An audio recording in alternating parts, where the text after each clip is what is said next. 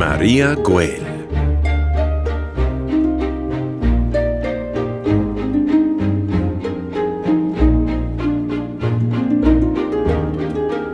Mario, does the name Maria Güell ring a bell? Yes, of course. She was the founder of your student residence. But did you know that when she was 14, she worked in a dressmaker's studio and then at a tailor's? Just like us. I never knew that. Come on, tell me more. Maria was born in Valls on St. John's Day, the 24th of June, 1848. Congratulations, Francisco. Give your wife Antonia my love. We'll call her Maria. We'll be able to baptise her soon. Yes, very soon. It's a Christian custom to baptise only a few hours after the birth. We'll name her Maria, Teresa and Ursula. In Catalonia, we usually give 3 names at baptism. I see she was born at number 10, Figuereta Street. But it used to be called Sant Pere Baix, number 24. The family lived in the house of the paternal grandparents.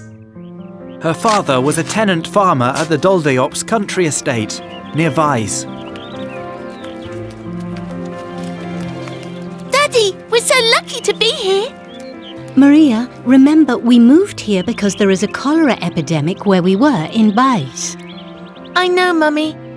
That's why I go to the chapel to pray for the sick and for those who have died.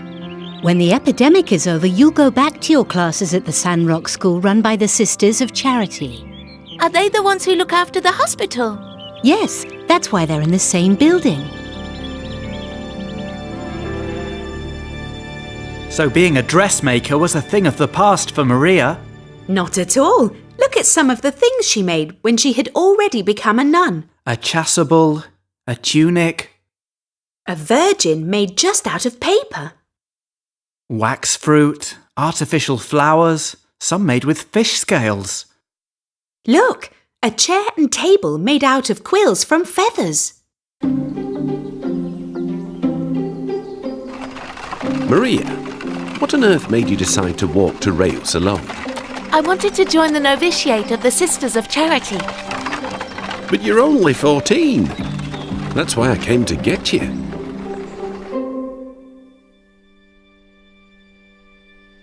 Maria, you're one of my best apprentices. You'll go far with your needle and thimble. Thank you for your kind words, Madame Francisca. I like sewing, but I have a different vocation. I think she wants to become a nun, Mother. Now I'm 23, I'm going to Cervera to enter the Sisters of Charity novitiate. I have noticed how much you help in the hospital. We'll miss you a lot. 9 years ago I came to get you. And now I'm the one to take you with your best friend. Yes, Daddy, it's strange. In the Valls hospital, the novitiate is full. That's why they are sending Maria Dalmau and me to the Cervera hospital. I'll always remember this day, the 21st of April, 1872. We've been very lucky. The hospital board only allows 6 nuns, and now there are already 4 of them.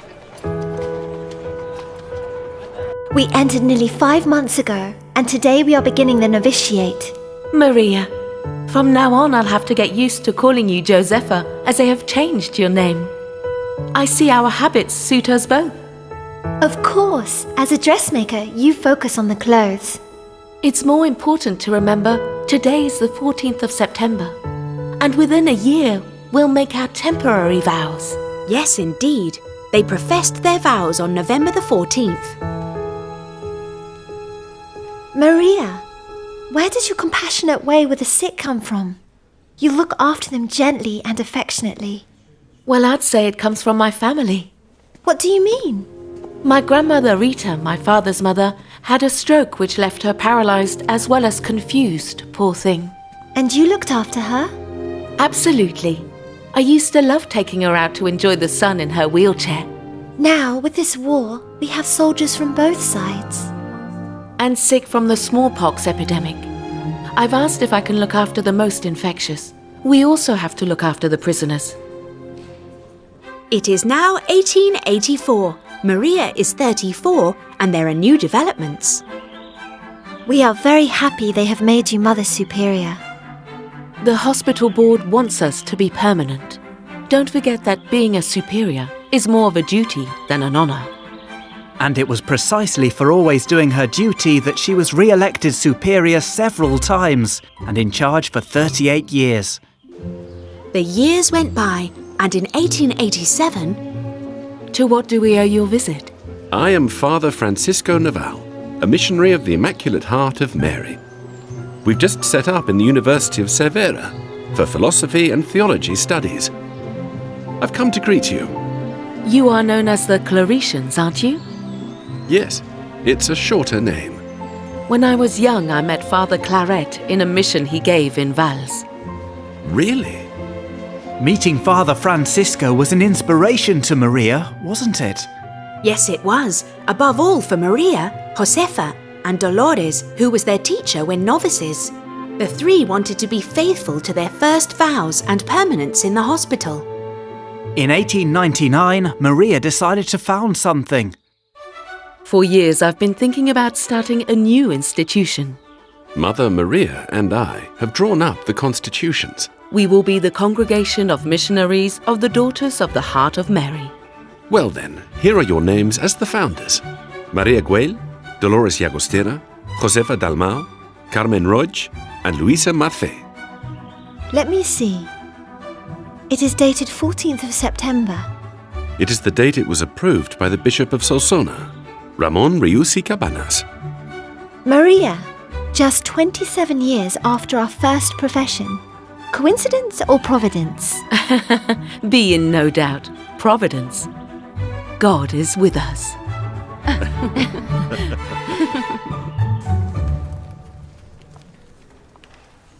It seems to be all the same as at the beginning. However, everything has changed. Yes, now we can also work freely outside of the hospital, caring for the sick and watching over them in their homes. Look at the community and all the new vocations. 5 experienced nuns and 5 newcomers.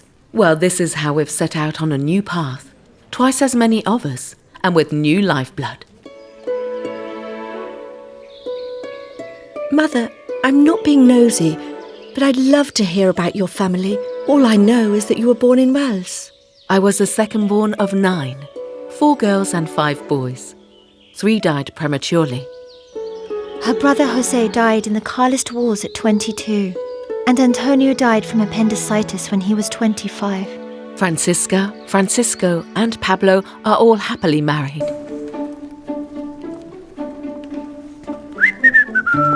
Good morning. What's new today? You're always so happy. There's always something to fix here. Let's see what the mother has dreamt up today.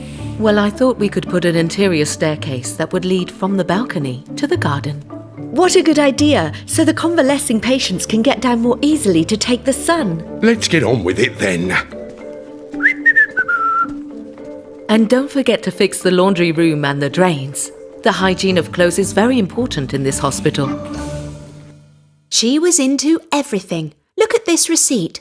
Milk, potatoes, chocolate, even brooms. What I notice is her elegant handwriting. The poor and the not-so-poor were grateful for home care. Sister, I can't thank you enough. Shush. Give thanks to God. With you at his side, he'll sleep peacefully. And me too. Go and sleep now you're exhausted. I'll watch over him. Your house is humble, but as clean as the best.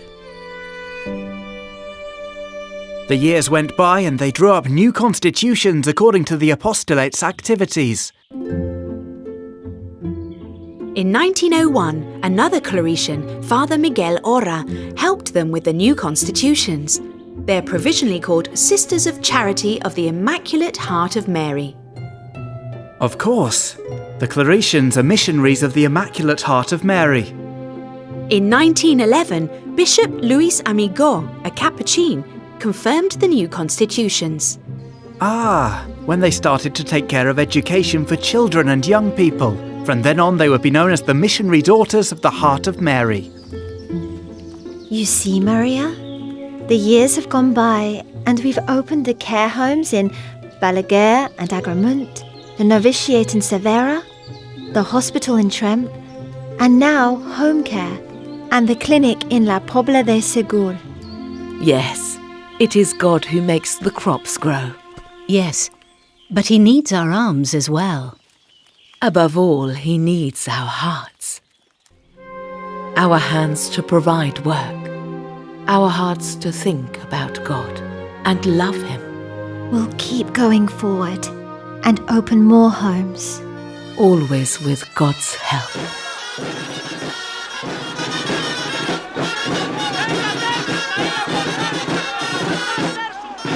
I'm sorry, Mother. I couldn't help it. Don't worry. It reminds me of the Castellers of my beloved Vals. That's why I always have the Virgin of Candelaria near me. She died in Cervera on the 14th of June 1921, aged 72. They opened more care homes and had a presence in more hospitals and clinics. Also in the seminaries at Solsona, La Seu d'Urgell, Barbastro, Tolosa, Tortosa, and in the priestly residences in Cuenca and Viseu in Portugal. Nurseries, infant schools, and residences for young people. They opened a novitiate in Pouso Alegre, Brazil, and far and wide in Peru. On April 6, 1998, in Rome, Pope John Paul II proclaimed her venerable. She was a real beacon of charity.